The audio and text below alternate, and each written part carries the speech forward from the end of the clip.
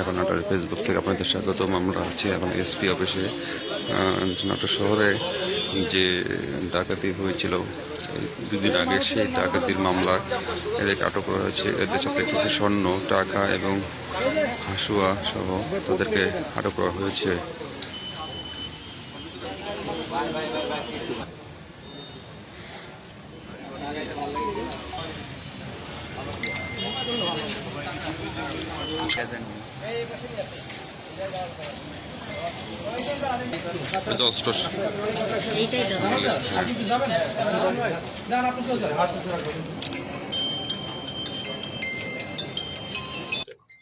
শহরের কোন এলাকা